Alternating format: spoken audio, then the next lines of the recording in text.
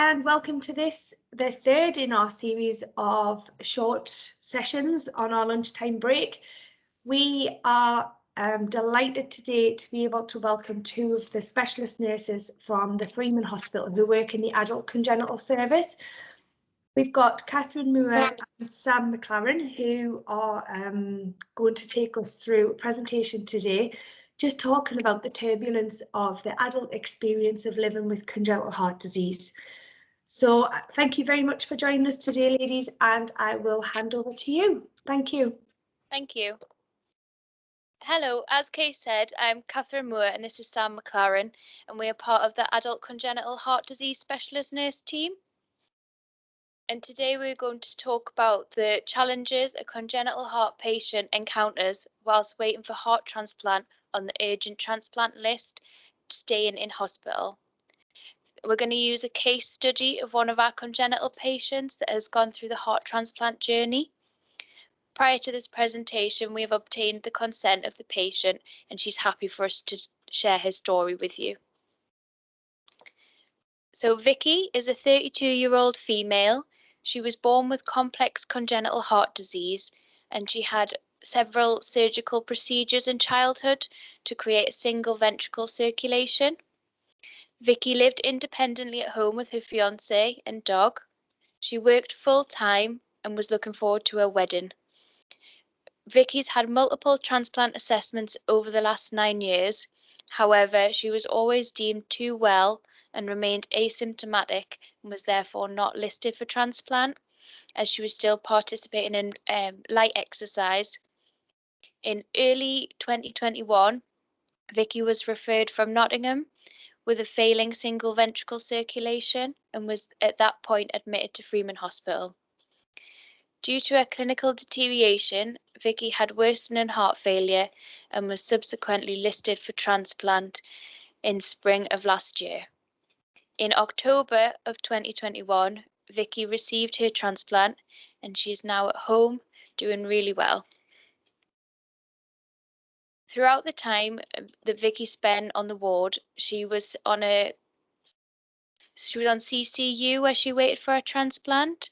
She was unable to go home as she was male-alone dependent and therefore wasn't allowed to leave the ward other than to go off for short periods because she was needing telemetry and close monitoring.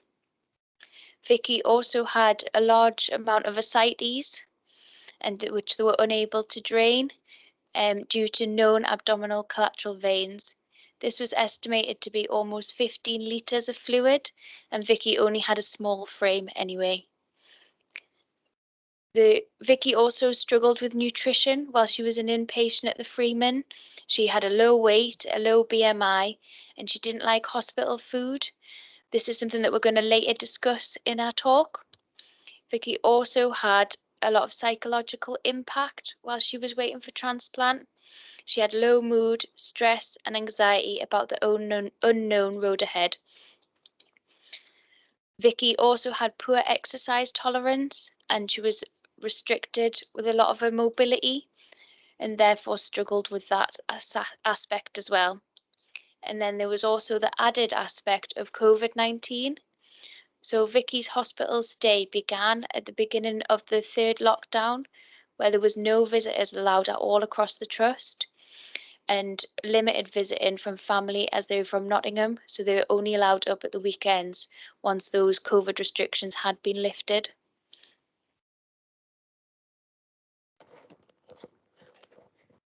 Nutritional challenges.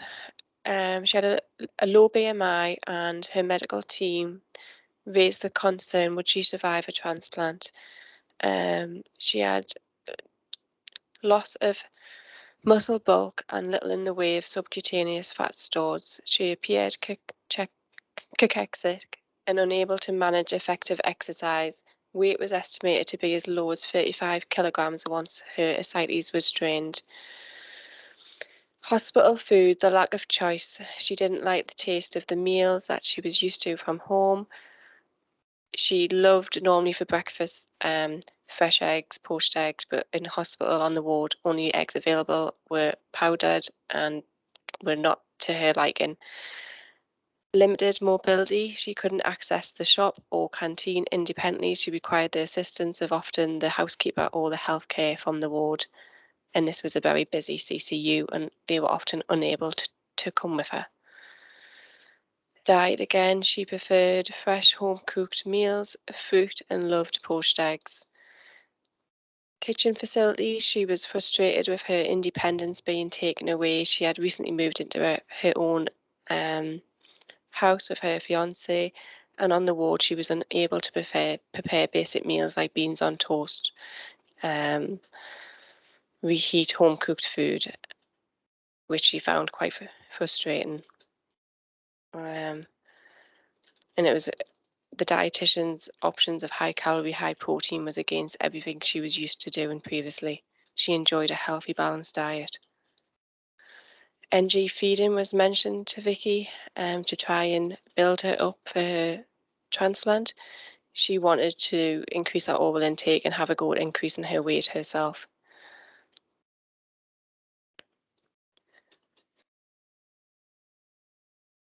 Supplements, she was on the Procal shots, build-up drinks, which she struggled with, but forced herself to have them. The catering team supplied vouchers for the restaurant, which helped a lot financially and to give her more options from what they had on the ward.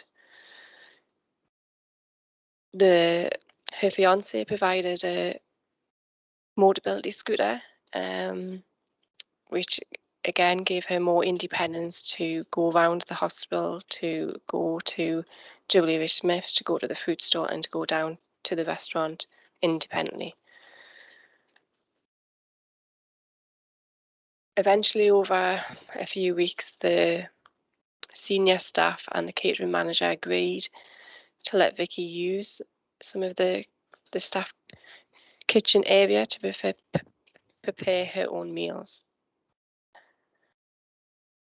She was motivated to improve her diet intake, and she tried really, really hard. Psychological impact pre-transplant. Vicky wasn't listed for transplant at the time of admission. This took about 2 months. Therefore, she had worries and concerns around the different surgical options. She was isolated from friends and family, especially at the early part of her journey, just coming out of the final lockdown. She had a meeting with matron, and it was decided, I think it was about April time, that's when her family were able to come in every other weekend. So it was her mum, dad, and fiance, and eventually over time as well, her dog Bonnie also visited her. Body image. So because of Vicky's large ascites, she was only able to wear maternity clothes. Often when we reviewed Vicky, she was distressed as members of the domestics or phlebotomists would ask Vicky if she was pregnant and congratulating her. This obviously distressed Vicky a lot. She was terrified and experienced varying periods of low mood. She had been in inpatients for 8 months. Vicky had developed strong relationships with other transplant patients who she had met in the corridor. And on one occasion, there was someone who she met who had been through transplant and who did really well and had gone home, who unfortunately came back in after spending a few days at home in a arrhythmia, and this patient needed a pacemaker, and the following day went for a pacemaker, and unfortunately this patient died having the procedure. Vicky was aware of this, and this was only a few weeks before herself got the offer for her transplant.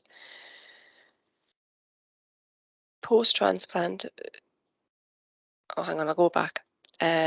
Whilst she was seeing the psychologist, she had complementary therapy arranged for her, and they provided a few massages over her few months waiting for transplant. This massively helped Vicky because the ascites cause pain all around her back and shoulders. So I think over her last few months, she had about 3 massages. Distraction and relaxation to help keep Vicky busy.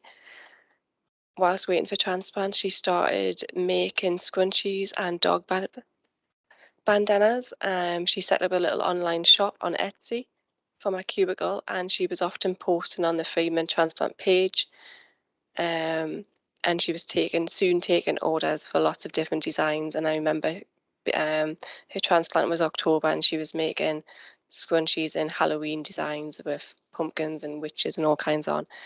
But she really enjoyed, and it felt like it gave her a purpose, and she raised funds for the transplant charity. Post-transplant, Vicky also encountered psychological issues.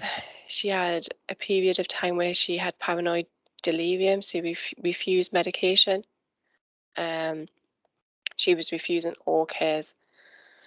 She was hallucinating, thinking the staff were plotting against our mum because she was in the flat accommodation at the back, and that our mum was doing something wrong and that she was going to get told off.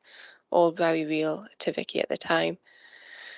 After 2 weeks, she made it back to 38. And I think after a few days to a week of being there, she started having palpitations, irregular heart rhythms, which she was very tearful, very low in mood and anxious because of her previous experience of the person who she known who had palpitations.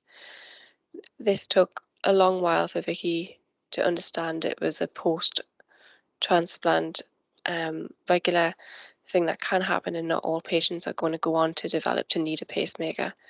She was very scared and requiring lots of reassurance.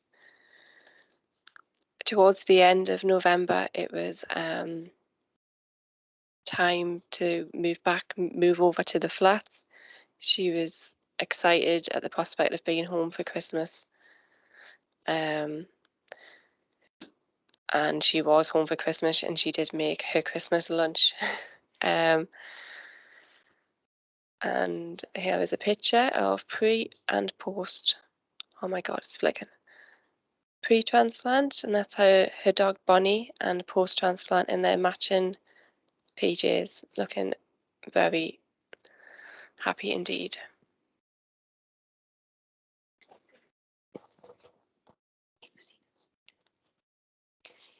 We've actually seen Vicky this morning. She was in for a clinic appointment, and she was expressing how she's at home. She's living life to the full, very cautiously, but very to the full.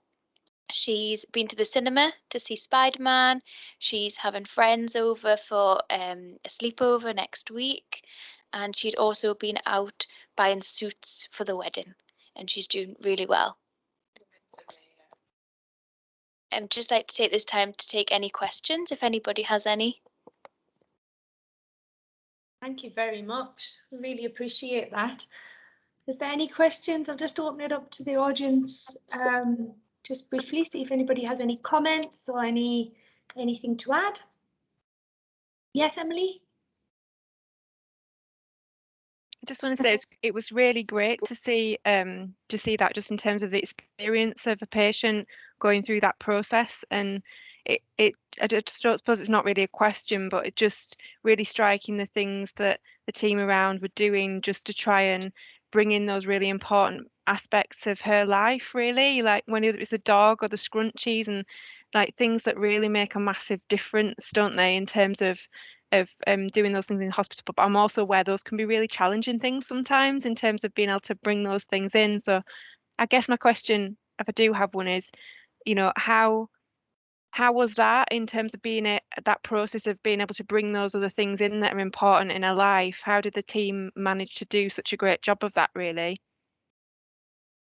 I think initially it was quite difficult.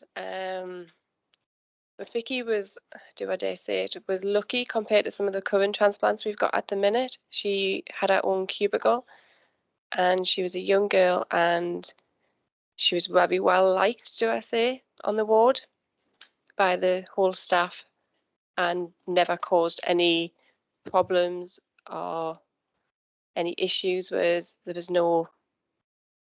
no problems with what Vicky was doing ever on her inpatient stay. And also, as Vicky's confidence grew and she was more keen to get out with her pump and things, the team actually managed to get her out to the seafront, managed to take her out for a coffee, and that was something that just really lifted her mood. Simple things like that, just being able to change the environment, get that fresh air that she's probably not felt for so long.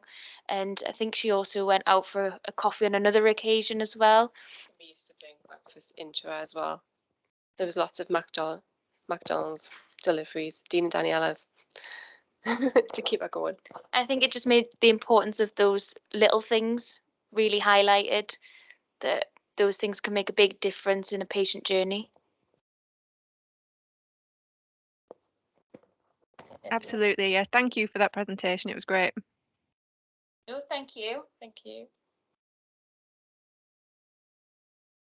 Oh, I can't hear. Sorry, Kay, we can't hear you. Sorry. So, I think we've managed to take this congenital heart disease awareness week right from neonates on day 1 and Monday through that paediatric journey, right through to considering what that's like living as an adult with the disease and the outcomes of some of the complex diseases. So I really appreciate your input today, and excited to hear we've got Emily, who's just spoken there before, speaking tomorrow lunchtime session. So I look forward to seeing you all again there, and I look forward to hearing from you, Emily, just to round up our week considering the psychological impact of congenital heart disease. So I'll stop the recording there and say thank you so much to everybody who's joined us today. And if you have any further questions, please don't hesitate to get in touch. Thanks so much.